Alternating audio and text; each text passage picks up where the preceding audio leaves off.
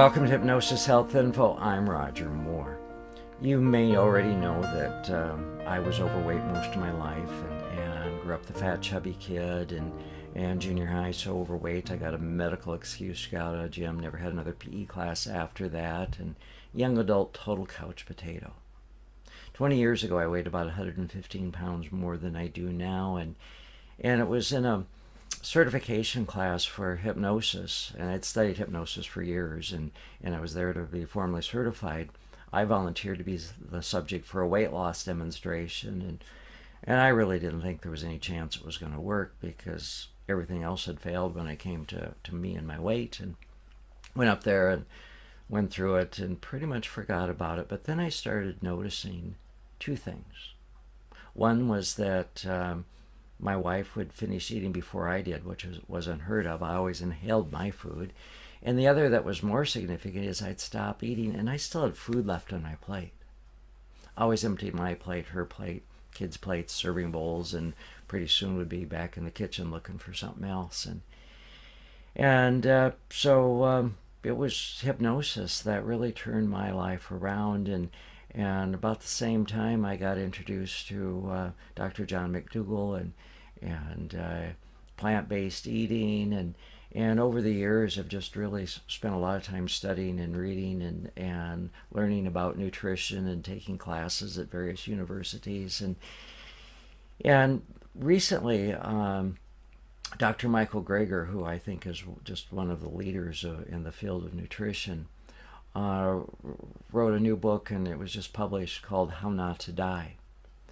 And on January 12th of 2016, at his website, nutritionfacts.org, he's writing about Dr. Caldwell Esselstyn's landmark study demonstrating that even advanced triple vessel coronary artery disease could be reversed with a plant-based diet that has been criticized for being such a small study. But the reason we're used to seeing large studies is that they typically show such small effects. Drug manufacturers may need to study 7,000 people in order to show a barely statistically significant 15% drop in ischemic events in a subsample of patients. Esselstyn achieved a 100% drop in those who stuck to his diet. All the more compelling considering that those 18 participants had experienced 49 coronary events, like heart attacks, in the 8 years before they went on the diet. These patients were the sickest of the sick, most of whom having already failed surgical intervention. When the effects are so dramatic, how many people do you need? And then he goes on to say that heart disease is a perfect example. On healthy enough plant-based diets, our #1 cause of death may simply cease to exist. The Cornell-Oxford China study showed that even small amounts of animal-based food were associated with a small but measurable increase in the risk of some chronic diseases. In other words, the causal relationship between dietary patterns and coronary artery disease was already well established before Dean Ornish and Caldwell Esselstyn undertook their clinical studies. The value of their studies was not so much in providing evidence that such a dietary change could be effective, but in showing that physicians can persuade their patients to make such changes, and in providing interesting data on the speed and magnitude of the change in severe atherosclerotic lesions as a result of dietary therapy. Therefore, any complaints that these studies were small or unblinded are simply irrelevant, because the evidence of the role of diet in causing heart disease is already so overwhelming. Assisting a patient to in a control group eating the standard American diet would be considered a violation of research ethics. Wow. To me, it's all about where is the evidence, and having spent so many years studying and reading nutrition, again, I'm just totally convinced the evidence is on living a plant-based lifestyle, a whole food plant-based lifestyle. And overall, the bulk of your food should look like you dug it out of the earth, that you picked it off a plant, off a plant or off a bush or out of a tree. That food should look just like God made it, and that you got it from your garden, that you got it from the farmer's market or the produce section of the grocery store. That's what you want your food to look like. If man has taken it and sliced it and diced it and altered it and added words to it you can't pronounce, then you don't want that. You want your food to look like real food.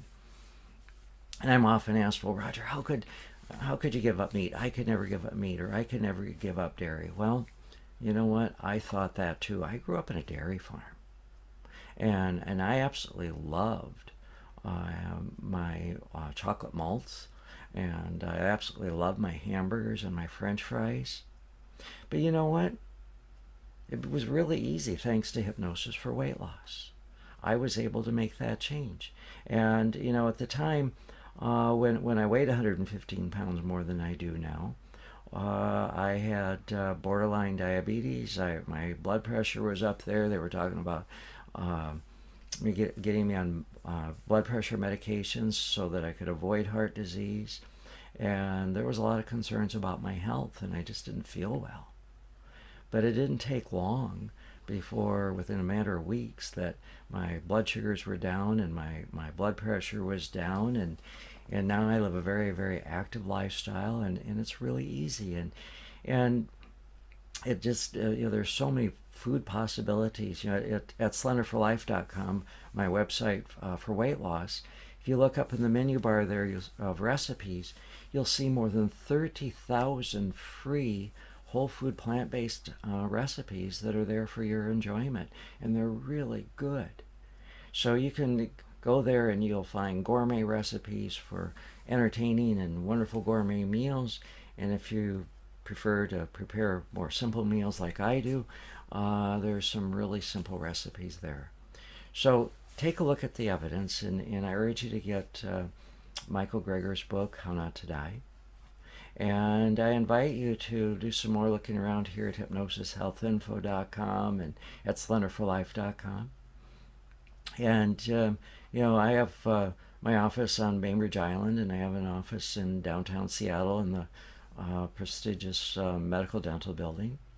And but I also have clients online that I see meet with around the world, states across the U.S., as well as Europe and Africa and Asia and Australia, New Zealand, Hong Kong. I have clients everywhere. So if I can be a support to you, give me a call at 206-903-1232 or send me an email, Roger at hypnosishealthinfo.com, and let me know how to support you. I'm Roger Moore, and this is Hypnosis Health Info.